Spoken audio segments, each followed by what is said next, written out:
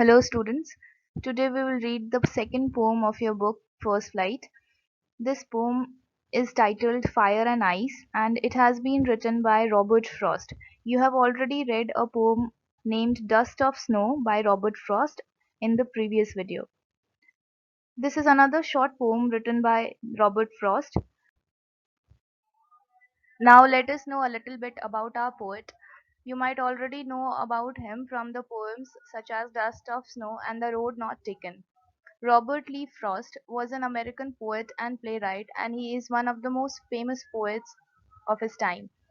He is known for his realistic representation of rural life, and many of his famous works include Stopping by Woods on a Snowy Evening, Birches, Home Burial, Nothing Gold Can Stay, The Road Not Taken, Dust of Snow, and of course, Fire and Ice, which is our today's lesson. He is the 4 times winner of prestigious Pulitzer Prize. Fire and ice. Some say the world will end in fire, some say in ice. From what I have tasted of desire, I hold with those who favor fire. But if it had to perish twice, I think I know enough of hate to say that for destruction ice is also great, and would suffice. Let us further break down this poem for deeper understanding. Some say the world will end in fire. Here the speaker thinks or says that some people feel that the world will end in fire, which means it will be destroyed by fire, whereas some others feel that it will end in ice. At this stage of the poem, these two elements, fire and ice, could easily relate to a natural disaster. For example, fire could refer to an asteroid falling, and ice could refer to a future ice age. But later on, the poet goes on to say, from what I have tasted of desire. So in the next line, he equates fire with desire. Desire refers to something that we want or wish to have. The speaker himself has tasted desire, which means he understands the power of desire or wanting something. This desire could be anything from holding a position of power or wealth. We can also compare this with the phrase of burning desire, which means a strong wish to do or have something. This desire can take form of a fire, which can stand for passion, greed, bloodlust. In all of these scenarios, humanity brings about destruction by acting rashly and violently. In the next line, he says, I hold with those who favor fire. And since the speaker himself has tasted or known the power of desire, he supports the idea that the world might end in fire. In the next line, he goes on to say, but if it had to perish twice, here it refers to the world.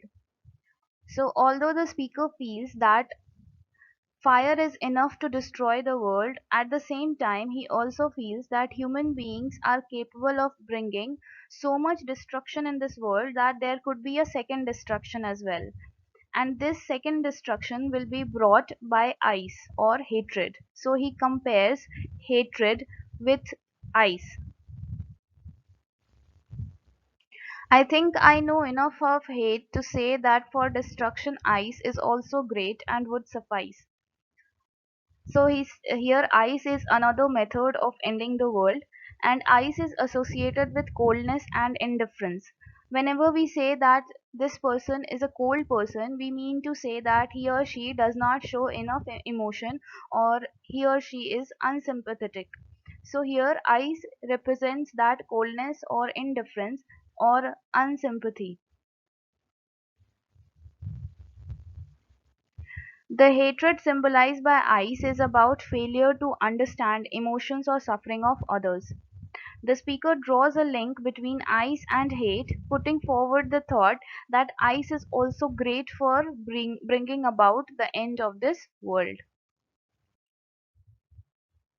The speaker's tone in this poem is conversational and casual, which contrasts with the seriousness of the subject matter or the topic, which means the end of the world. This casual tone is most noticeable in the phrases "some say," "I hold with," and "is also great." In just 9 short lines, Fire and Ice offers a powerful warning about human nature.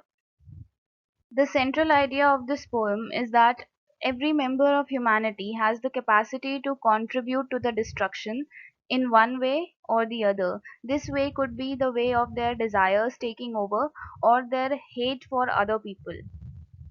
Ice and fire, though completely different, here represent one and the same thing: the destructive potential of humanity. The speaker uses these natural elements as symbols for desire and hatred, suggesting that both these emotions, if left unchecked, have the capacity to destroy human civilization itself.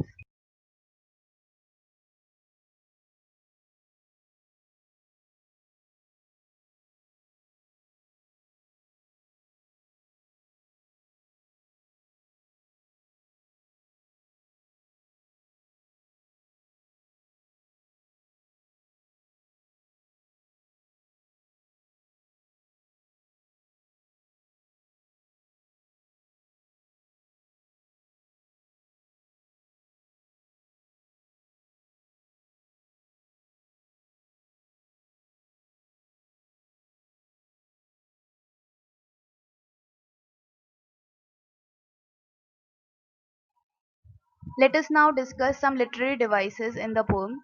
The first one is alliteration. You might have heard about it earlier as well. Alliteration is the repetition of consonant sounds in the same line. For example, in this poem, the sound of F in "I hold with those who favor fire" is alliteration. The next literary device that we will talk about is symbolism. And symbolism is a very important device used in this poem. Symbolism is a use of symbols to signify ideas and qualities by giving them symbolic meanings different from their literal or actual meanings. For example, in this poem, the word fire symbolizes desire and the word ice symbolizes hatred. Therefore, these are examples of symbolism used in this poem. Let us now discuss the rhyme scheme of the poem. I suggest you to pause this video here and then come back to it later to check your answers. Beginning with the rhyme scheme, we take the first line of the poem. Some say the world will end in fire. Now here the last word is fire, therefore we assign it an alphabet A. The next line, some say in ice. So fire and ice do not rhyme with each other, therefore to ice we assign a different alphabet, that is B. The third line, from what I have tasted of desire. Now, since fire and desire are rhyming with each other, therefore we assign it the same alphabet A. We do it with other lines as well. I hold with those who favor fire. Again, to the word fire, we assign the same alphabet A. But if it had to perish twice, since ice and twice are rhyming with each other, therefore the alphabet next will be B. I think I know enough of hate. Now, hate is a new word and it does not rhyme with any of the previous words. Therefore, we assign it an alphabet C. To say that for destruction, ice. Now, again, we have ice. Therefore, B is also great. Now, here, hate and great rhyme with each other. Therefore, we assign the alphabet C to it. And would suffice. And again, ice and suffice rhyme. Therefore, the last alphabet will be B. So there you have it. This is the rhyme scheme of the poem. After reading and understanding this poem, I hope you will be able to answer these textual questions given in your book. Thank you for watching.